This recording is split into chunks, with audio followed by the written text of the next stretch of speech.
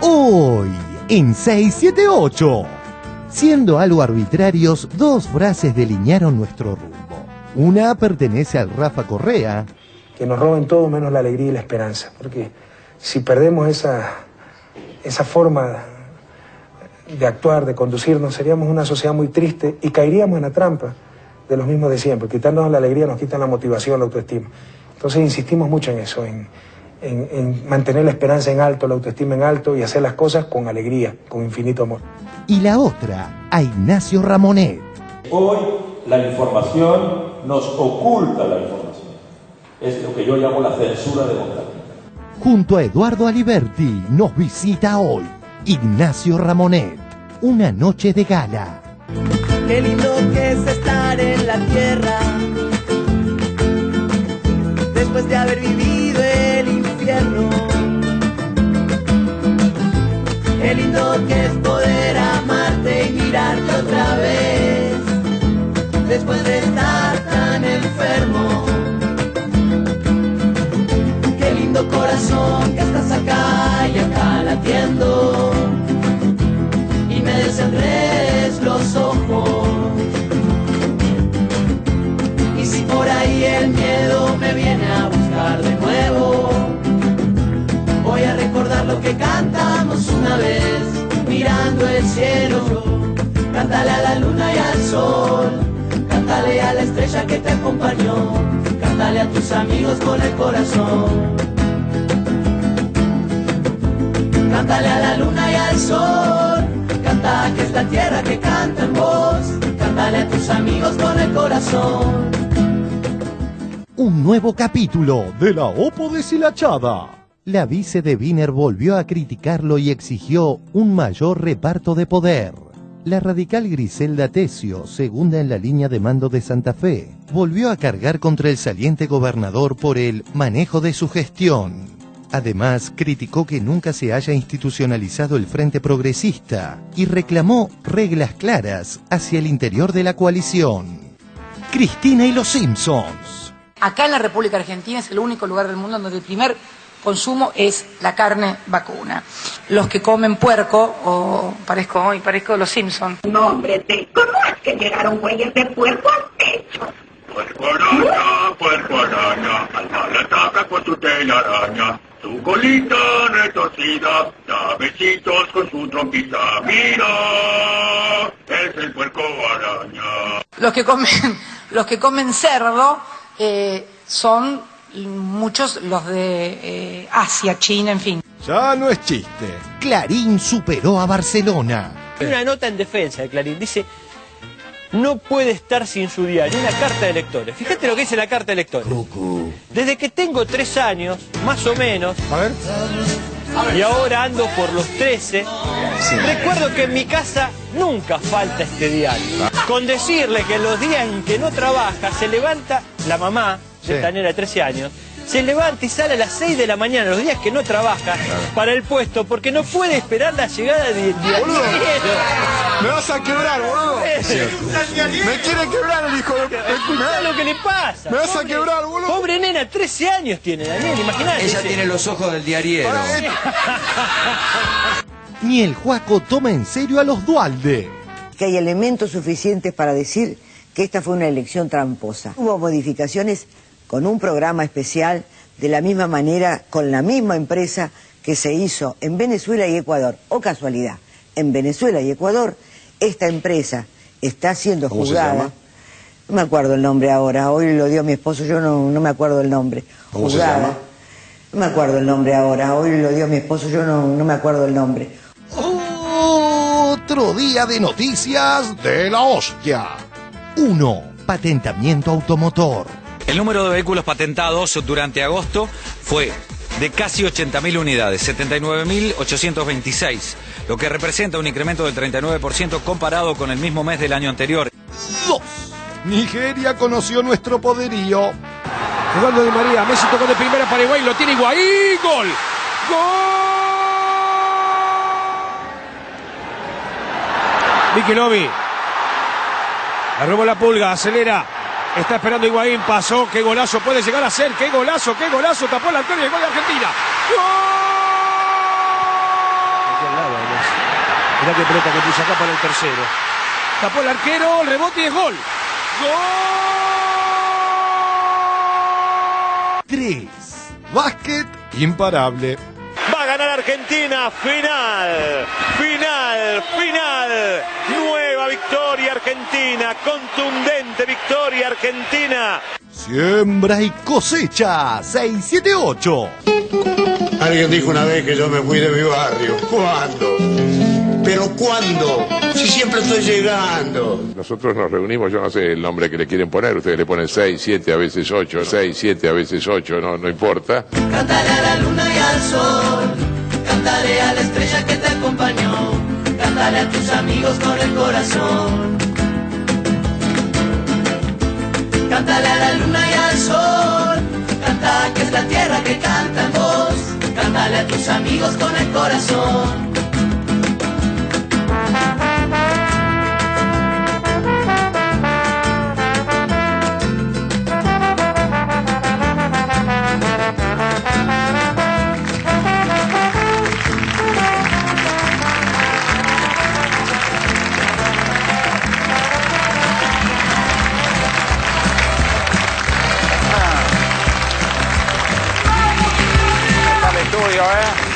¿Cómo está el estudio? Muy buenas noches, señores, ¿cómo les va? Bienvenidos a 678. Ustedes saben, los acompañamos durante 1 hora y media con este habitual resumen crítico de lo que ocurre en los medios de la República Argentina. Estimados colegas, ¿cómo les va? Muy bien. Programón tenemos hoy. Programón. ¿Lo saben todos ya? Sí, sí. Me alegro. Tenemos acá al lado. Hoy está con nosotros para compartir el programa Eduardo Aliberti. Hola, Eduardo, ¿cómo te va? Bienvenido. El locutor, periodista y profesor universitario. En el año 97 creó la Escuela Terciaria de Estudios Radiofónicos, ETER, la primera institución argentina en ese tipo, ¿no? Bueno, bienvenido, Eduardo. Gracias. También tenemos otro invitado que ustedes lo veían en la apertura, una presentación especial en este caso para un invitado especial en un momento muy especial del mundo. Lo vemos.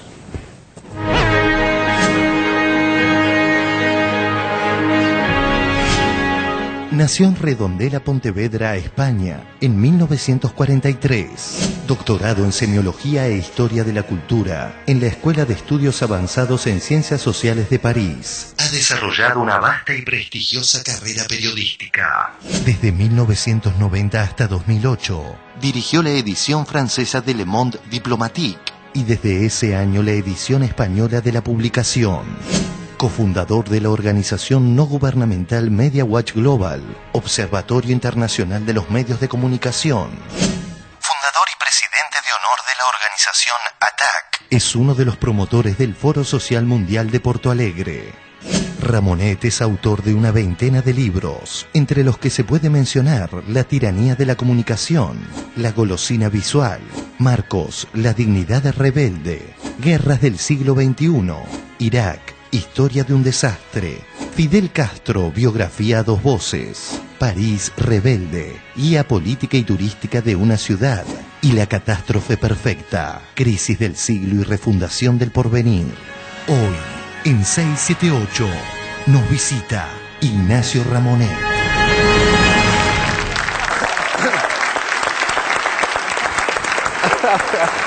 Bueno, muy bienvenido. Muchas gracias. Es un placer para nosotros que participe del programa, Ramonet, realmente.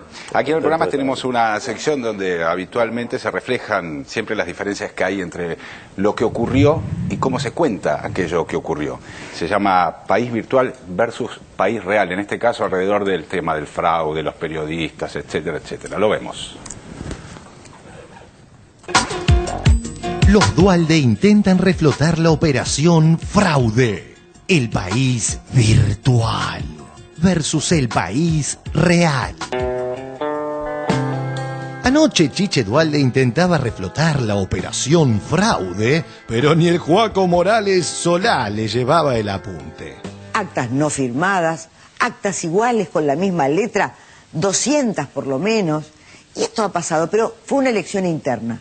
Lo que hay que evitar es que esto... ¿Usted está segura que hubo irregularidades? Pero ¿Se pueden probar? Lo que digo y lo que sostengo es que hay elementos suficientes para decir que esta fue una elección tramposa. Yo creo que la sociedad tiene que saber que esta fue una elección complicada, es profeso, con enormes irregularidades.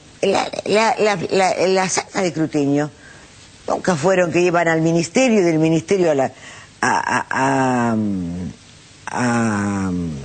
Correo Central. Nunca fue así. Ahora es así.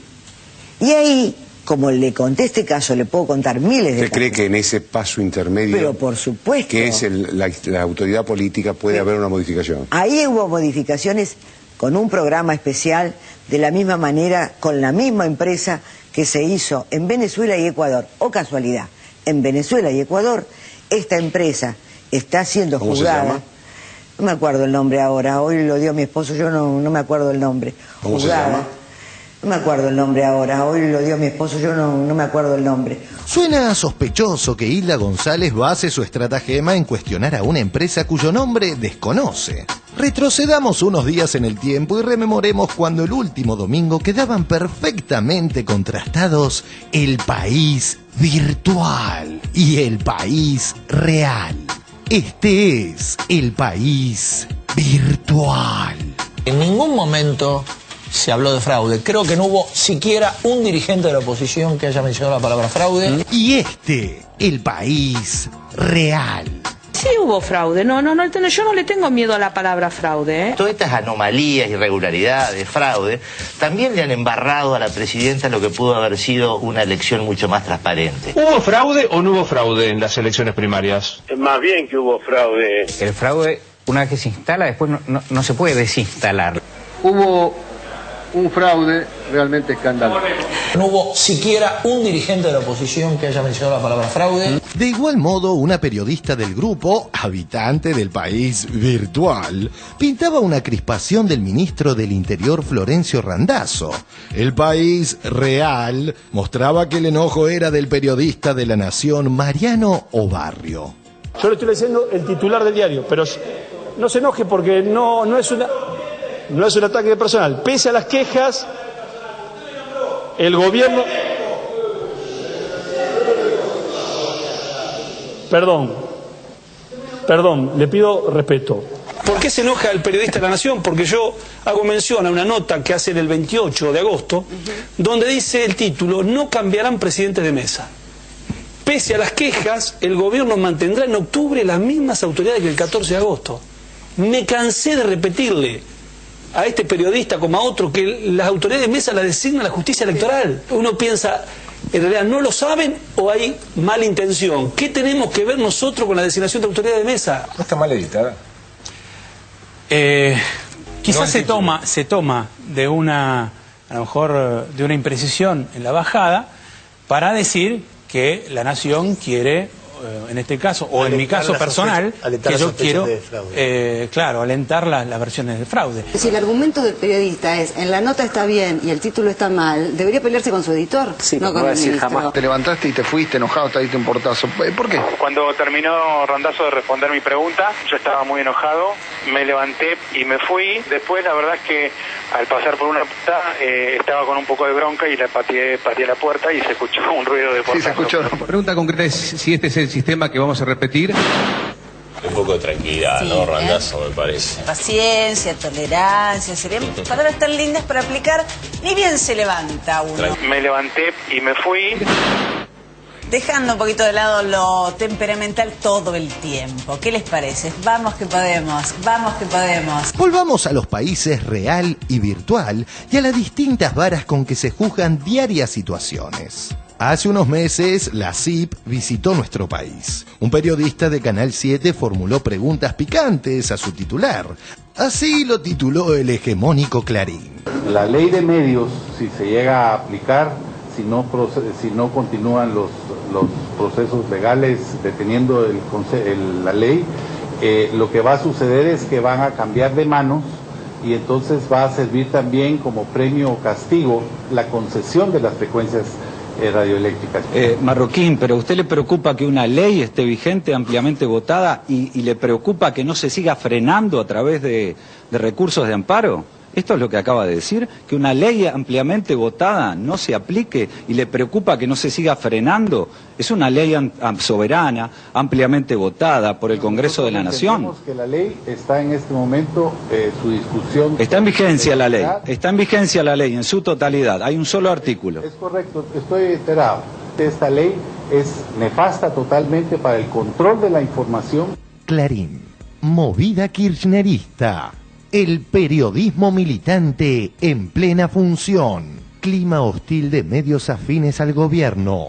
Periodistas K y una insólita presión en la conferencia de prensa. Ahora, cuando el contrapunto es entre un ministro del gobierno y un periodista de la corporación, los titulares son diametralmente opuestos a aquellos. Ministro Mariano Barrio del Diario de la Nación, la pregunta es, ¿los periodistas a partir de ahora vamos a tener que pedirle permiso al gobierno para publicar una denuncia de la oposición? ¿Vamos a tener que pedirle permiso a la Casa Rosada, al ministro del Interior, a la presidenta? No, creo que no ha quedado claro, no tienen que pedirle permiso a nadie.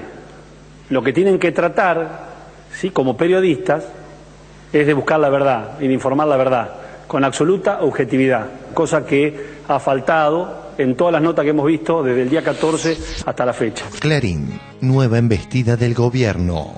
Acusan a Clarín y a La Nación de atacar a la democracia. La Nación. Duro ataque de randazo a la prensa y a la oposición. El sentimiento interno del gobierno de avanzar contra los medios, este ataque ha sido muy grave. Randazo con su amenaza hacia los medios. La verdad que fue un ataque muy duro. Clarín. Periodistas K y una insólita presión en la conferencia de prensa. El debate es apasionante. ¿Los medios hegemónicos son la oposición? El domingo con Grondona o Barrio pretendió saldar la disputa entre el secretario de redacción de La Nación y su subconsciente. ¿Cómo es que entonces que el periodismo no puede reflejar denuncias de lo que dice la oposición o punto de vista de la oposición? Porque para el kirchnerismo el periodismo es la oposición. Entonces ahí viene el otro punto que te quería preguntar. Bueno, pero no la es, no la es. Está bien, pero no mira, acabas de dar...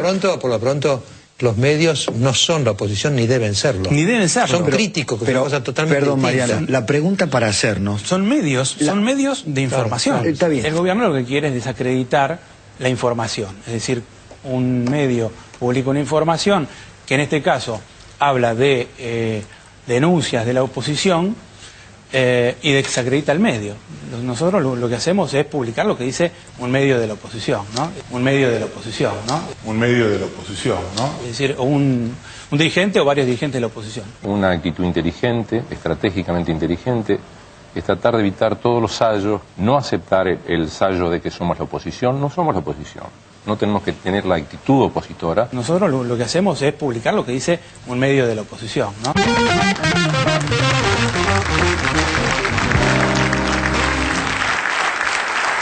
Bueno, entendió Ignacio la situación que se vivió, digamos, con el ministro del Interior, esa situación que vimos entre el ministro del Interior en el momento que da una conferencia de prensa y Mariano Barrio, un periodista de La Nación, entendió de qué se trató el conflicto. La pregunta que le quiero hacer en este sentido es si este funcionamiento tan afín a los intereses de la oposición es algo que usted encuentra común en otros países. Sí, es bastante frecuente. En realidad, desde hace algunos años, digamos, la prensa ha asumido en muchos países la función militante, la prensa dominante ha asumido la función militante de ser, digamos, el argumento principal para organizar a la sociedad, ya sea en la oposición o ya sea en el poder, en definitiva.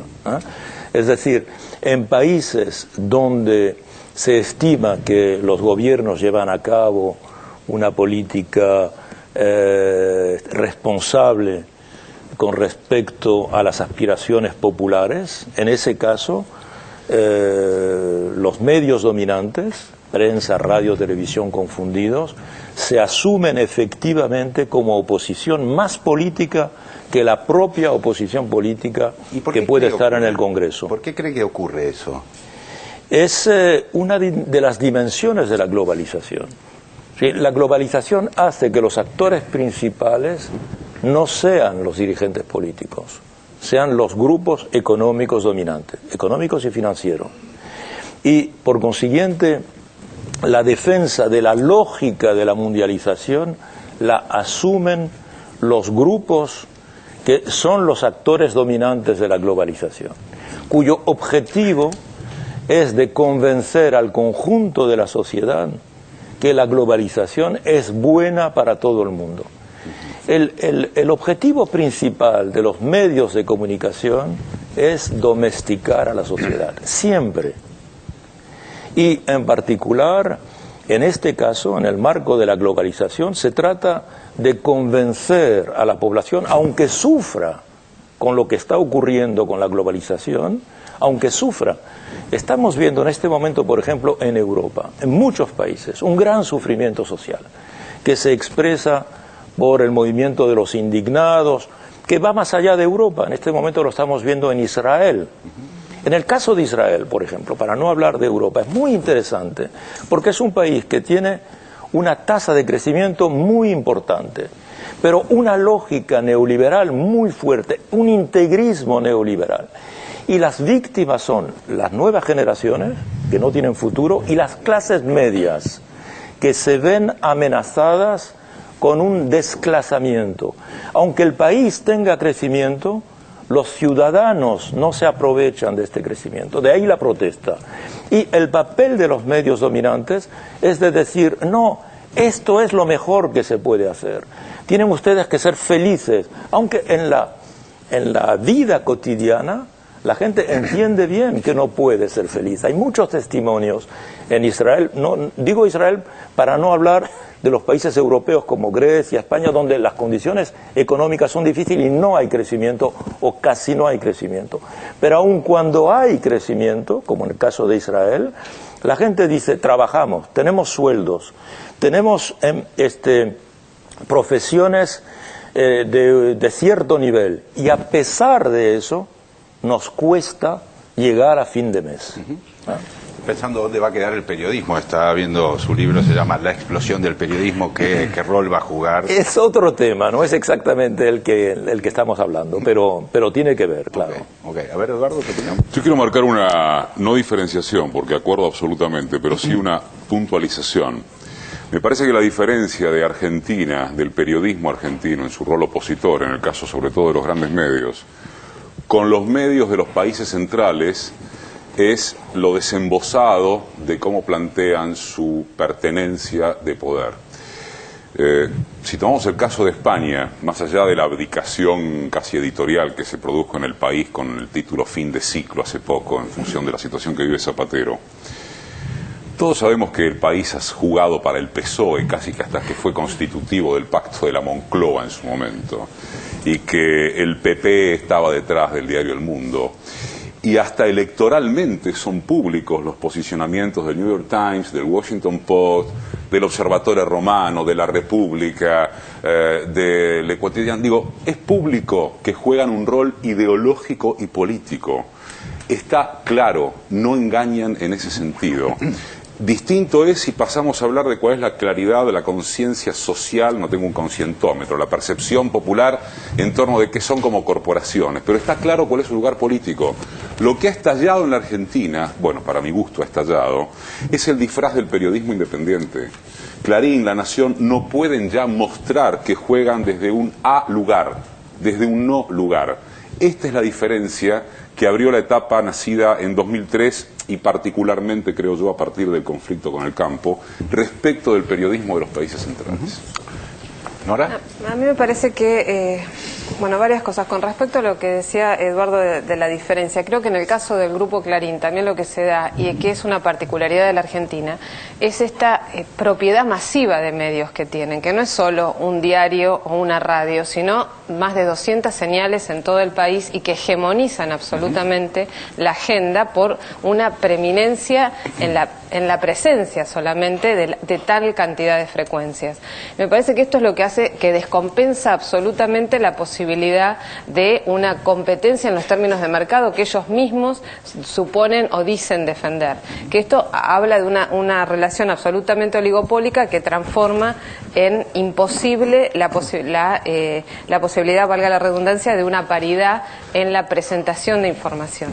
Por otro lado, con respecto al informe, me parece que a veces también lo que se ve puntualmente en el caso argentino, con la denuncia ahora de Chiche Duhalde, también muestra el límite de esa oposición denunciator.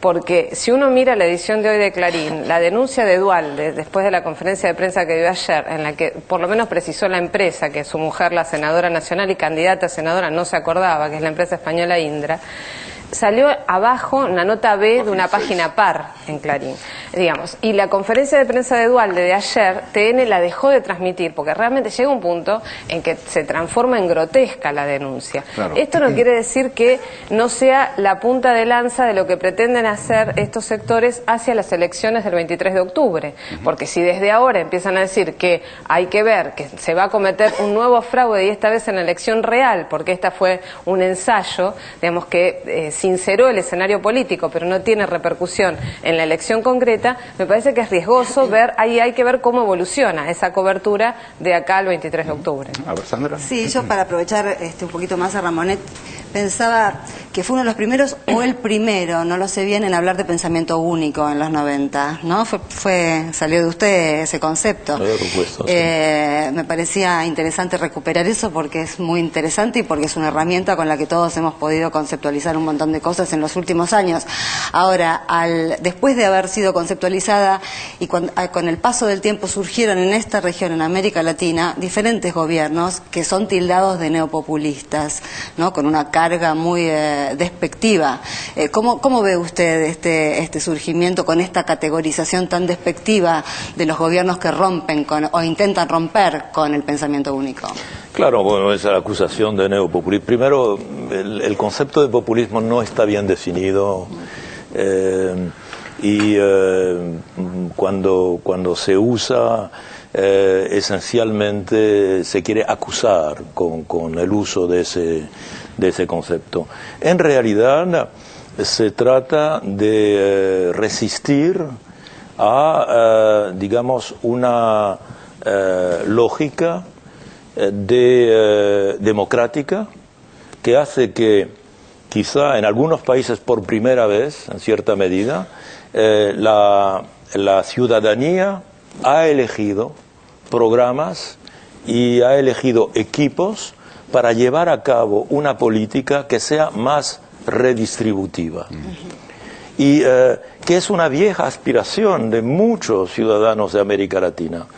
Y el hecho de que haya legitimidad para llevar a cabo esa redistribución, esa justicia social, para decirlo de otra manera, a algunos que históricamente se han considerado como propietarios del país, le parece un escándalo, ¿verdad? Y entonces, a partir de ahí, tratan de encontrar argumentos y que a veces no encuentran. En algunos casos, y en este momento pienso sobre todo en el caso de Venezuela, en particular a principios de los años 2000, cuando la oposición prácticamente desapareció desde el punto de vista electoral, ahí vimos cómo los grandes medios tradicionales, que pertenecían a los dueños del país, y no es una casualidad que los propietarios materiales del país fueran propietarios también digamos, del aparato ideológico mediático del país, en ese caso los medios asumieron, ¿cómo diría?, textualmente la función de oposición al gobierno. No hubo simulación ahí. Y sí, sin disimulación, porque el golpe de Estado del 2002 lo conducen los medios de comunicación. Ya había habido el caso del Mercurio en el 73 en Chile, pero es más evidente ahora porque en el 73 no existía aún el fenómeno de la globalización, mientras que ahora sí, y se crea una solidaridad mediática internacional, y hemos visto en ese informe la intervención de la CIP, y el rol de la CIP es muy importante, porque la CIP se presenta como portavoz, digamos, del periodismo, pero la CIP no es portavoz del periodismo, es portavoz de los propietarios de prensa, pero hay una gran diferencia entre un propietario de prensa y la prensa. La prensa la hacen los periodistas, y los propietarios no forzosamente expresan el interés de los propios periodistas o la propia idea de los periodistas. Los propietarios tienen intereses de propietarios, intereses económicos, pero la CIP ha usurpado esa función. y habla en nombre de la libertad de prensa, pero en realidad no habla digamos, en nombre de la libertad de prensa, habla en nombre de la libertad de empresa. Ahora, Ignacio, y confunde, confunde, esto es muy importante, confunden libertad de empresa y libertad de prensa, y hacen una especie de juego de, ¿cómo diría yo?, de magia, de circo, y mientras que ellos en realidad están hablando de libertad de empresa, en sus medios se habla de libertad de prensa, y eso tiene un efecto porque yo creo que todo ciudadano democrático está a favor de la libertad de prensa, evidentemente. Nadie está en contra de la libertad de prensa. Ahora, ¿vos no notás esta diferencia de pornografía, si se quiere, entre los medios de los países centrales e inclusive en el caso de Venezuela, con relación a la actitud de los medios de la oposición en la Argentina? Porque vos marcaste el caso de Venezuela, recién estábamos charlando que nosotros nos conocimos con Ignacio cuando el lanzamiento del Media Watch Global en San Pablo y en Caracas. Yo, por ejemplo, y creo que vos tampoco, hemos visto de los viajes, de lo que uno conoce, de lo que uno ha leído, algo similar a lo que ocurre en Venezuela en términos de los medios efectivamente de la oposición. Digo, a vos te ha pasado escuchar boletines informativos en Venezuela convocando al magnicidio, al asesinato del presidente. Claro. Digo, no hay espacio para disfrazarte de periodismo independiente. Yo creo que la diferencia, esto es literal, sí, sí. Literal. Entonces, o la actitud que inclusive han tenido, algo aminorada a propósito del episodio de salud que vive Chávez. Me parece que hay una diferencia, yo insisto con esto, respecto de la persistencia de los, sobre todo de Clarín y La Nación, pero no solo, ¿no? Porque tampoco se trata de usarlos de única cabeza de turco, con relación a cómo ellos se plantan a propósito de que no son medios de la oposición. El fallido de Obarrio, en el programa de Grondona, creo que era. No, de Sloto. O en el Sloto, no sé. Palabras más, palabras menos. Es maravilloso. ¿Por qué nos quieren impedir publicar lo que señala un medio de la oposición? Ese a mí me parece que es el elemento cualitativo que distingue, y yo no sé cuánto tiempo va a llevar hasta que haya una posición más sincera, si es que la va a haber, en el caso de los medios de la Argentina, porque me parece que no tienen retorno de ello, más allá de que uno puede conocer de dentro del ambiente la situación revulsiva que se vive en esos medios de la oposición, y particularmente en uno, que es muy revulsiva, digo, con una mitad de la biblioteca interna que puja por decir, señores, se ha expresado la ciudadanía, estamos trabajando en una línea que no es claramente aquella que coincide con los intereses populares, con lo que la gente quiere leer, con lo que la gente percibe. Y hay otra mitad que sigue diciendo, ya estamos en el baile, solo podemos seguir bailando. Digo, esto es lo que se escucha dentro de ciertas corporaciones de prensa. Va a llevar mucho tiempo hasta que esto se revierta, y yo no sé si se va a revertir. Hay un momento interesante, Ignacio, respecto de la conferencia de prensa que da Randazzo, el ministro del Interior, cuando Mariano Barrio le grita, lee la nota. Primero desde la silla, digamos, le decía, lee la nota, como diciendo, hay una diferencia entre el título y la nota. O sea, el título decía una cosa y la nota estaba escrita en otro sentido. ¿Qué relación tiene para usted un periodista respecto de lo que escribe? ¿Qué relación de responsabilidad tiene respecto a eso cuando hay un editor, en todo caso, que puede modificar aquello que está escrito? Bueno, es una cuestión teórica en general, ¿verdad? Primero hay que decir que un periódico no funciona de forma democrática, ¿verdad?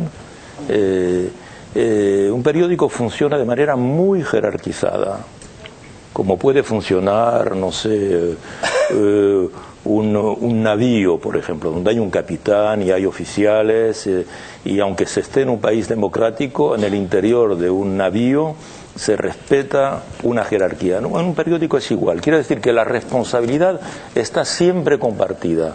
Lo que escribe un periodista, por ejemplo, en un periódico el periodista autor de la nota no es forzosamente el responsable del título. El título es evidentemente la jerarquía quien lo establece. y el periodista tampoco es responsable del espacio que va a ocupar su artículo. Es la jerarquía quién va a decir en qué página va a ir, qué espacio va a tener, cuántas líneas va a tener. Es decir, hay que ver que forma un conjunto y que, claro, la jerarquía, un periodista puede ser muy independiente, puede ser muy tener su propia línea, etcétera. La jerarquía siempre puede controlarlo en cierta medida, e inversamente, porque no lo puede controlar totalmente, el periodista siempre conseguirá expresarse. Eso hace que, visto desde el exterior, se pueden simplificar mucho las cosas y a veces es más complejo que lo que parece. De ahí estaba pensando que el enojo a lo mejor viene de el enojo de Barrio viene claro, de esa... un título, por ejemplo, citábamos antes El País.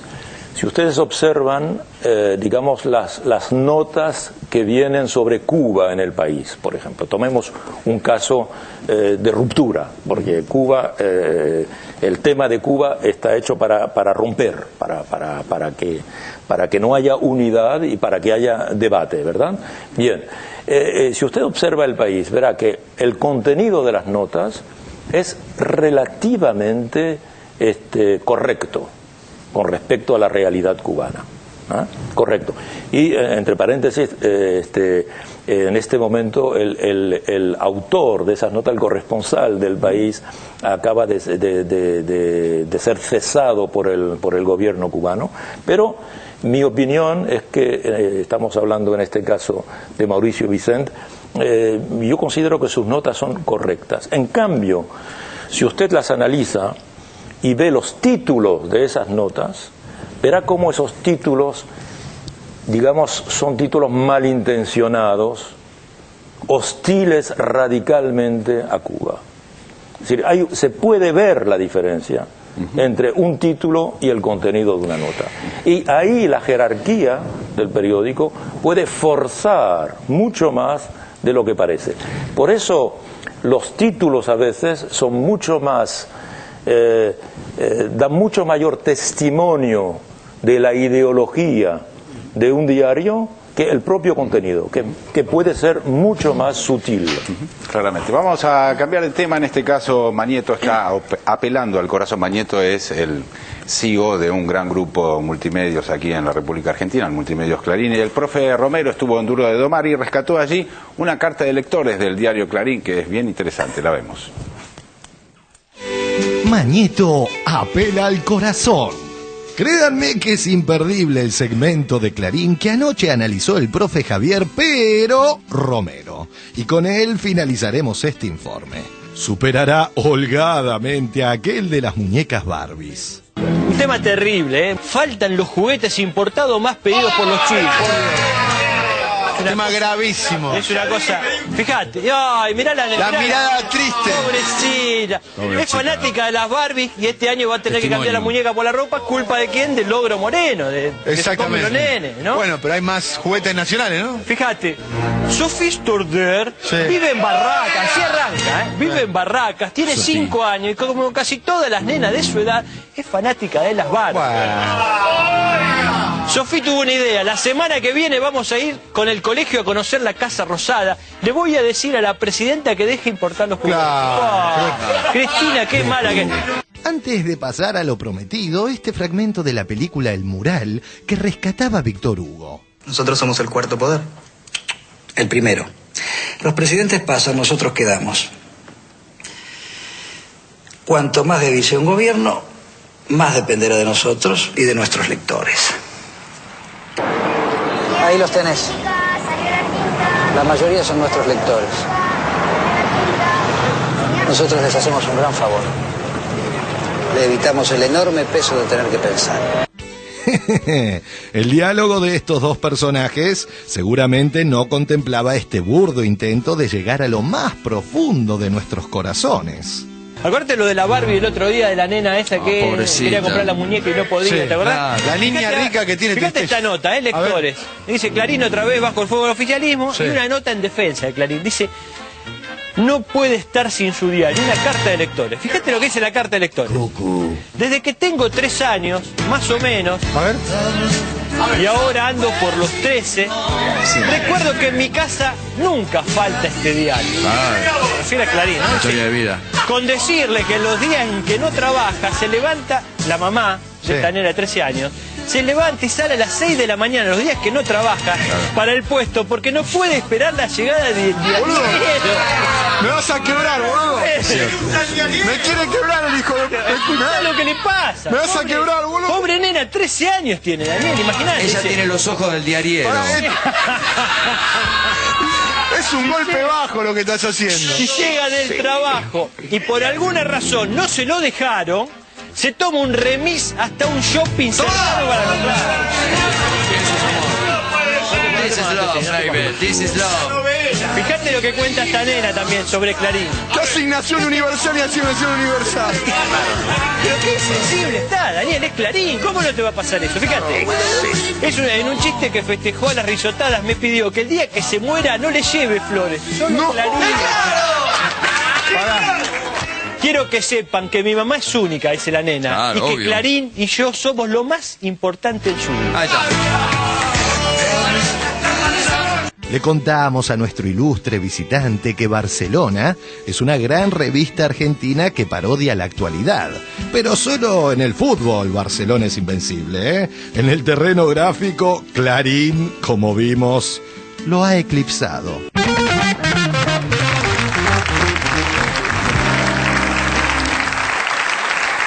Bueno, qué impresionante esa carta a los lectores, ¿no? Es hasta graciosa en un momento, aparece como un recurso medio pedestre para legitimarse, ¿no? Porque en cierta medida es un poco, digamos, el inconsciente de la información. ¿Qué quisiera ser la información? Quisiera ser una droga de la que no podemos prescindir. Y que cuando nos falta estamos como con la mona, ¿no? Como se dice. Bueno, entonces, está presente en la escena de la película que veíamos también, en esa escena en donde los dos periodistas dicen, bueno, les hacemos lo posible para que no piensen, ¿no? Claro. O sea, en ese sentido también es una droga, digamos. Sí, pero aquí están más, porque se ve, ¿no? Por la mañana ya falta, hay que salir a buscarlo, necesito, es como una inyección de algo que me va a apaciguar. Y esta idea es como una idea ya casi nostálgica, porque la información ya no puede funcionar así. Digamos que hoy alguien que quisiera tener información, lo que hace por la mañana, en vez de salir a comprar, es que enciende su ordenador o su computadora y se pone a ver la información ya. Es decir, que es posible. O simplemente su teléfono. No hay que esperar el diario. Es decir, ya no estamos en esa fase. La información permanente, cotidiana y con aparatos que llevamos incrustados prácticamente en nuestro cuerpo, en particular con el teléfono, ya la tenemos, ¿no? Es decir, estamos bajo ¿cómo se dice? Cuando se perfusión, estamos bajo perfusión de información, ¿no? Me fue clasificado. Quisiera retomar el tema de los títulos y los contenidos. Yo coincido en que los títulos de un diario son los que reflejan su inclinación. Pero me parece que también merece algún párrafo. Traje un ejemplo que quizá no sea el más preciso, pero sí es muy indicativo de qué pasa cuando esto parte de la redacción de un periodista y no de un cable. Por ejemplo, en Clarín de ayer, a página 21... Lo tenés atrás en la cámara. Ok, ¿ahí? Sí, ahí va. El PT brasileño pone un freno a su plan de regulación de los medios. Esto es página impar a toda página, ¿sí? Sin embargo, el segundo párrafo del cuerpo central de la noticia, que está extractada de cables de DPA, ANSA y EFE, es: el PT anunció que lanzará una campaña para aprobar en el Parlamento una nueva ley de medios con el fin de evitar monopolios y permitir la democratización de la información. Es el segundo párrafo de la noticia, que está titulada a toda página de esta manera. En este caso se trata de extracción de cables de agencia alemana, italiana y española. ¿Qué pasa? Que probablemente haya sido el caso de Obarrio, de hecho lo ha sido, el de La Nación, el colega de La Nación, cuando vos escribís y te titulan de una manera contraria, no ya a la letra, sino al espíritu de lo que señalaste. Ahí es donde creo que debería volver a colgarse el debate que tanta polémica ha generado intramediáticamente en estas horas, a propósito de un manual universal de estilo. Está bien que se relacionó con el caso Candela, lo que estalló, ¿no? Pero digo, manual de estilo, deontología periodística, derecho de conciencia del periodista. Digo, son todos debates que en la Argentina están muy verdes. ¿Orlando? Iba a hablar del informe, pero prefiero hablar del libro, de este gran libro en pequeño tamaño, ¿no? Primero, me llama la atención el comienzo del libro, en vez de traer una frase de un filósofo, Ramonet, una frase por allí ampulosa, retórica o famosa en las academias, trae una ironía, un chiste de El Roto, uno de los grandes humoristas y dibujantes de España. El chiste dice lo siguiente, o la ironía: lo malo de esta edad de oro de la comunicación y la información es que no hay manera de saber lo que pasa. El Roto. Observen, no hay manera de saber lo que pasa. Y el libro comienza, marco el comienzo del libro que me causó una perplejidad y a la vez una confirmación de por qué soy un experiodista. Porque vos, Ramonet, me lo decís en este libro. Es desafortunado para mí darme cuenta de eso. Me vengo dando cuenta hace tiempo. Pero este libro me coloca en ese lugar del infortunio y de tratar de rehacerme de otro modo. Creo que este libro marca para los periodistas, para los que se creen periodistas, para toda la sociedad, una recomendación interesante. Y el comienzo sería este: el planeta Medios, dice el libro de Ramonet, vive una conmoción de una intensidad nunca antes conocida. El impacto del meteorito Internet, comparable al que hizo desaparecer a los dinosaurios soy yo, uno de ellos, está provocando un cambio radical en todo el ecosistema mediático y la extinción masiva de diarios de la prensa escrita. Mi pregunta es esta: ¿existen los periodistas? ¿Existe el periodismo? Bueno, estamos viviendo quizá la mayor crisis de identidad de los periodistas en este momento, de los periodistas y del periodismo. Es decir, que a la pregunta, por ejemplo, ¿qué es un periodista? Si la planteamos hoy, no sabemos muy bien contestar. ¿Por qué? Porque, por ejemplo, la persona que tiene su blog, pues ya es un periodista. O la persona que está completando la información en el sitio digital de un diario, completando la información que se está dando porque esa persona está en el lugar del que habla la información y tiene más información que el propio periodista, también es periodista. La persona que por su formación académica, por ejemplo, porque es experto, digamos, en, no sé, radioactividad, puede dar una lectura mucho más precisa de lo que ocurre en Fukushima que el propio enviado especial del periódico, que solo es periodista y que no tiene información en realidad de lo que es la radioactividad, cómo se extiende, sino que está reproduciendo la información poca, escasa y tergiversada que está dando el gobierno japonés. Entonces, hoy vemos que el testigo que está en Trípoli, que está enviando su fotografía, que está enviando su vídeo de lo que está viendo, etcétera, también es periodista. Entonces, si todo el mundo es periodista, ¿qué es un periodista? Si todo el mundo hace periodismo, y hoy los medios ligeros de los que disponemos, la computadora, en particular el teléfono, la tableta táctil, etcétera, nos permiten intervenir. Somos, digamos, el periodismo ha perdido, el periodista ha perdido el monopolio de la información. Antes, una de las profesiones que existían en la oferta de profesiones de una sociedad, pues había periodistas que eran los encargados de ser intermedios entre el hecho y la narración del hecho con respecto a la sociedad. Hoy esa intermediación la hacen muchas personas. Entonces, ¿esto quiere decir que los periodistas van a desaparecer? Yo digo que no en el libro. Al contrario, quizá la sociedad hacia la que vamos... En el final usted me da una ilusión. Claro. Me da una esperanza, una expectativa. Sí, porque, digamos, si todo el mundo es periodista, entonces hay que analizar cómo se hace ese periodismo que hace todo el mundo, lo que trato de analizar en el libro. Pero la diferencia quizá no estaría dada por la calidad profesional, no es esa la distinción, porque, a ver, una cosa es que la mediación tecnológica haya convertido a todo el mundo en eventual relator de la mostranza de la realidad, ¿sí? Un choque ahora, acá, en la esquina, no importa. Pero el modo en que describo el choque, cómo escribo, cómo inserto la información, qué valor le doy a esa noticia, es propiedad de la calidad profesional. Y yo creo que eso no va a desaparecer. Me parece que está muy bien formulada la pregunta.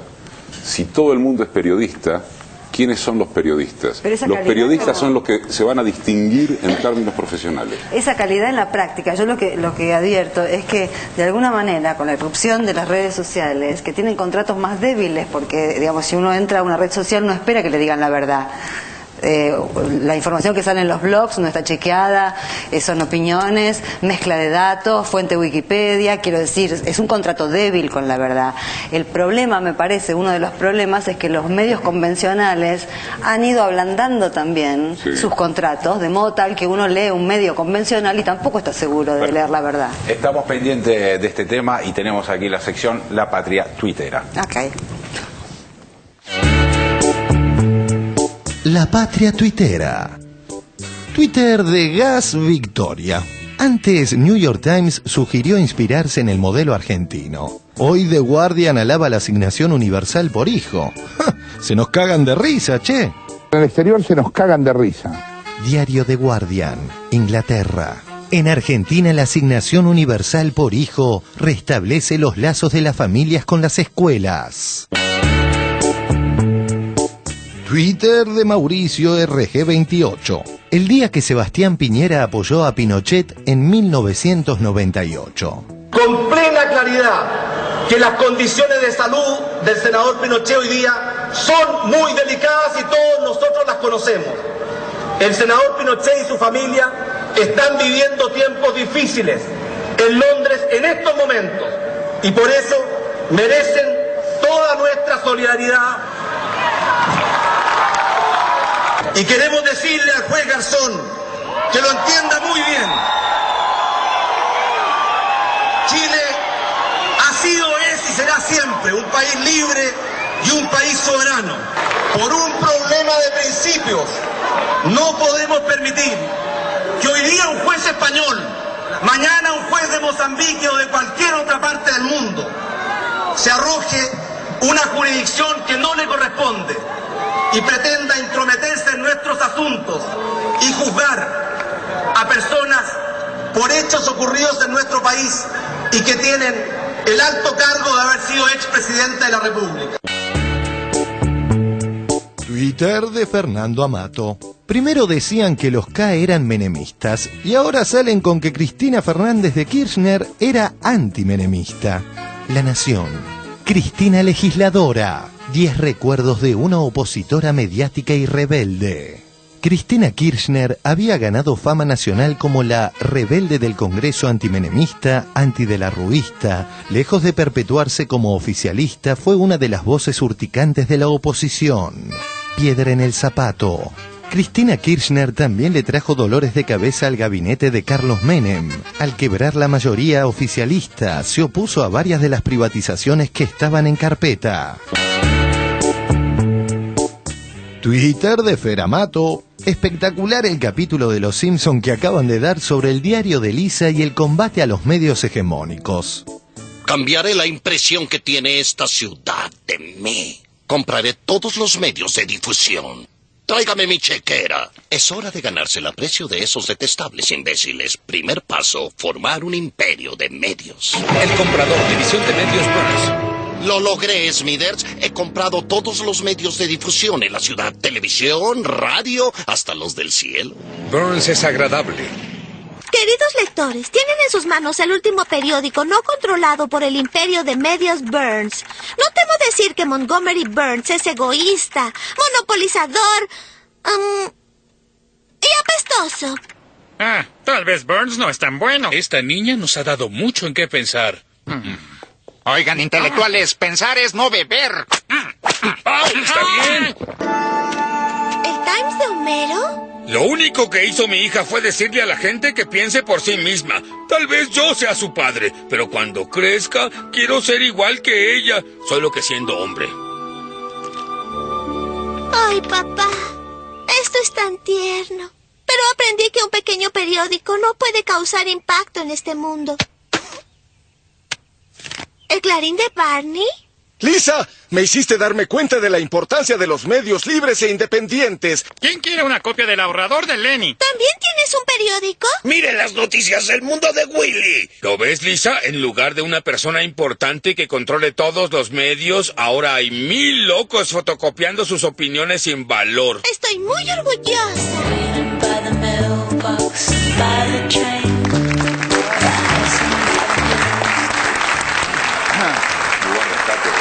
Está bueno.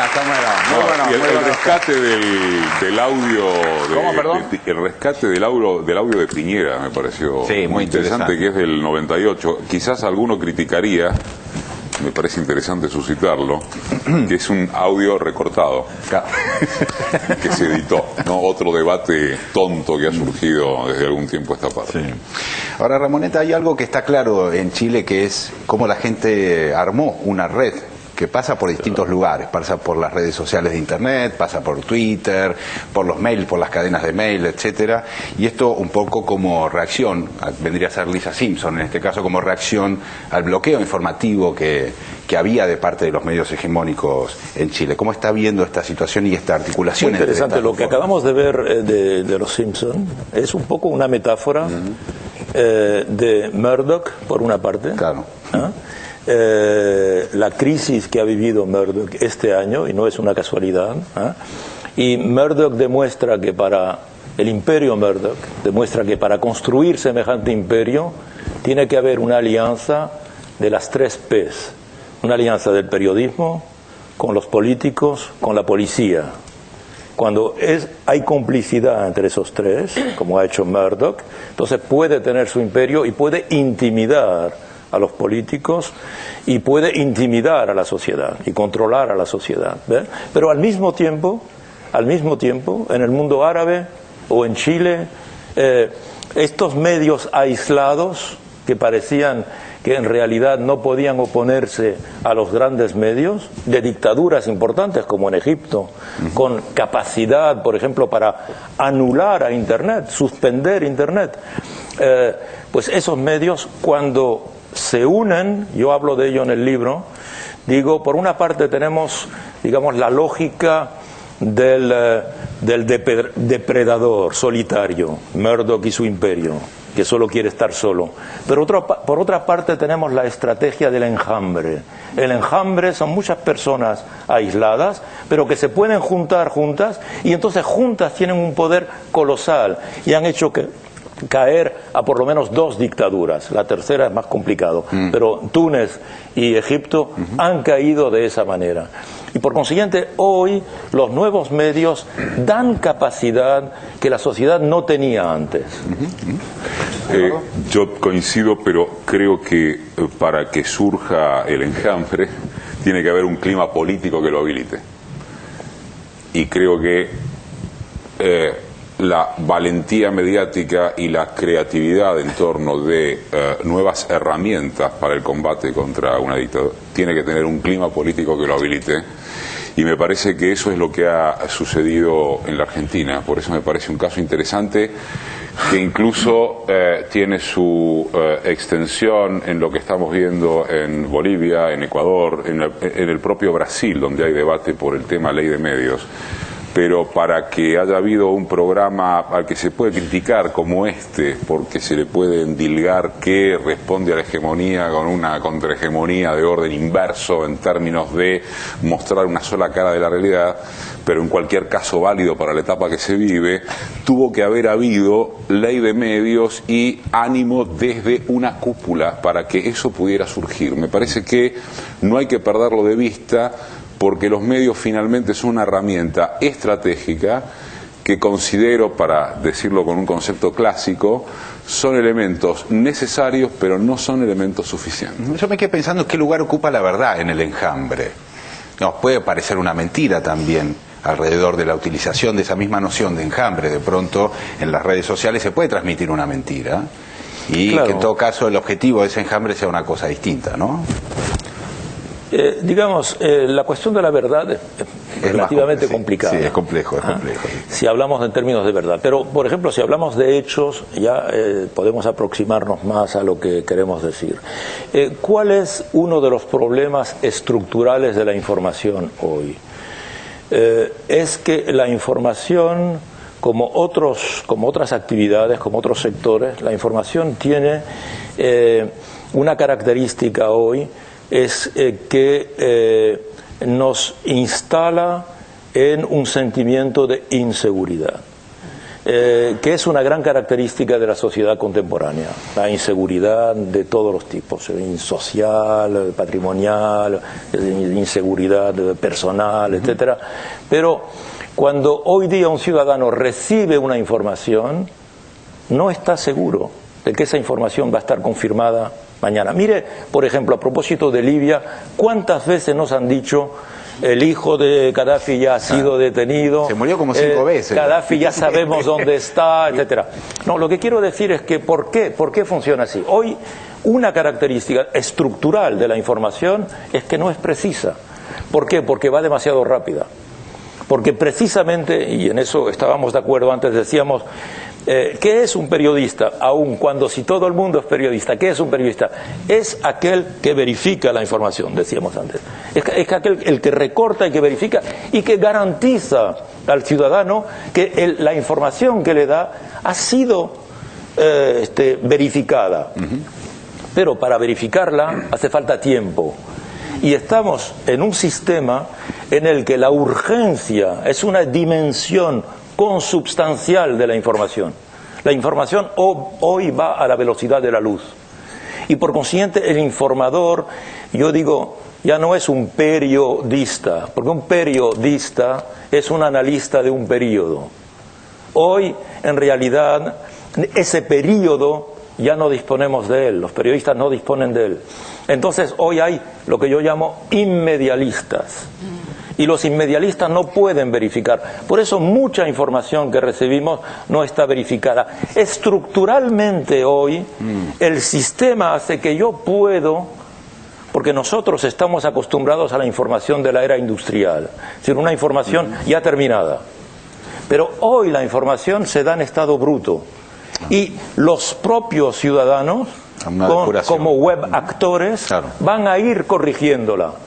Y al final vamos a tener una buena información, pero hay que leerse todos los comentarios de la información. Ahora, Ramón, volviendo a la idea esta del depredador solitario contra el enjambre, a pesar de todo lo que pueda hacer el enjambre, y yo creo que nosotros somos parte del enjambre, el depredador nos fija las agendas. Nos la tenemos que pasar hablando sobre lo que ellos quieren, y por lo menos eso nos pasa a nosotros aquí. Claro. Y de ahí no hay manera de... ¿Hasta qué punto eso no ha variado respecto de quién instala la agenda?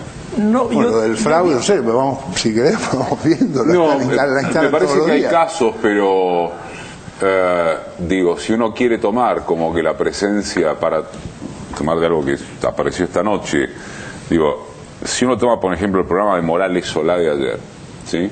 Programa central de una emisora de cable central. Francisco Narváez, Chiche Dualde, Violcati y Cristiano Ratazzi, ¿sí? Es un intento de fijación de agenda que posteriormente ya no tiene rebote porque no hay clima político para que tenga rebote. A mí me parece que en ese sentido hay una variación. Ahora, tenés casos que te van a demostrar lo contrario. Por ejemplo, el caso Candela. El caso Candela es un caso de instalación mediática que a mi juicio no es un tema que haya surgido en general, me parece, y lo suscito, no digo que para que lo terminemos de debatir, yo lo escribí en la columna, y lo quiero subrayar. Contale un poquito a Ramonel que yo sé. El caso Candela es un caso de instalación mediática de una chica que fue secuestrada hace 11 días, bueno, ahora ya 15, apareció muerta todavía no se ha sabido cuáles son los culpables, cómo fue todo el desarrollo del caso, y generó uno de los ensimismamientos mediáticos más impactantes que haya vivido la Argentina de buen tiempo a esta parte, con una actuación patética de los medios, que llevó incluso a un cuestionamiento muy serio en términos de cómo se maneja éticamente la información, cómo se puede perjudicar una investigación policial, y hasta cómo los medios pudieron haber incidido en el destino de esta chica. Yo creo que en el caso, por ejemplo, de Candela, la instalación temática responde a algo que, por lo menos como título, lo quiero dejar, y es: ¿por qué en un país donde hay 3 chicos desaparecidos por día, en cualquier caso una cifra muy fuerte de trata, fugas, extravíos, etcétera, para no entrar en puntillosidades que no son al fondo de la cuestión, qué es lo que ha tenido el caso de Candela como para convertirse en una obsesión periodística nacional? Me parece que por lo menos hay que hacerse la pregunta de si acaso no fue que en medio de una tabla rasa política hubo que buscar asuntos extraordinarios por otro wing por parte de los medios. Y ese sí me parece un punto de instalación mediática. Yo, al respecto de lo que dice Barragán, quisiera también señalar lo siguiente. MacLeod decía esto ya por los 70. ¿Qué es fijar agenda? ¿De qué hablas o cómo tenés que pensar? Porque yo creo que los medios que ahora se han pasado a denominar hegemónicos, gracias al clima político que los habilitó, siguen llevando la delantera en términos de qué hablas. Pero me parece que cada vez se revela que no pautan necesariamente cómo tenés que pensar. No es lo mismo de qué hablas que te pauten la cabeza. ¿Qué opinas sobre esto, Ignacio? Sobre la cuestión de la agenda en particular, yo creo que, digamos, los medios hacen historia, su propia historia, la historia mediática. Y por consiguiente hay etapas. Hoy día, globalmente, en América Latina se está viviendo una etapa particular, que es tratar de, si nos alejamos, porque no conozco bien el caso argentino, pero si nos alejamos y vemos el fenómeno en su conjunto, ¿a qué estamos asistiendo? Estamos asistiendo a una especie de corrección general en un sistema en el que los medios privados dominaban el espacio mediático de manera absolutamente abusiva, y en el que el servicio público trata actualmente de ganar terreno. Y se hace amparado por el apoyo popular, o en todo caso el apoyo electoral, en la medida en que son gobiernos que tienen la legalidad democrática para llevar a cabo una serie de reformas y tratar, en la medida de lo posible, de que haya un servicio público que exista frente a unos medios privados dominadores y dominantes. En esa fase de la etapa, una parte del servicio público, que es el caso del que estamos aquí, efectivamente va a tratar de demostrar a la opinión pública que esos medios, que eran los medios por antonomasia, la prensa por antonomasia, es una prensa militante a favor de ciertas ideas y de ciertas categorías sociales. Y en ese sentido parece que marcan la pauta, pero no están marcando la pauta, es una fase del debate. Pero nada debe impedir que el servicio público, pasado esta fase de, digamos, de debate natural, de enfrentamiento natural, de dialéctica natural, pase a proponer su propia concepción de la información, independientemente de lo que hagan los medios privados, que tienen derecho a hacer lo que quieran hacer. Está clarísimo. Señores, vamos al corte. Espero que lo estén disfrutando y estén pensando como estamos todos pensando en este momento. Ya volvemos.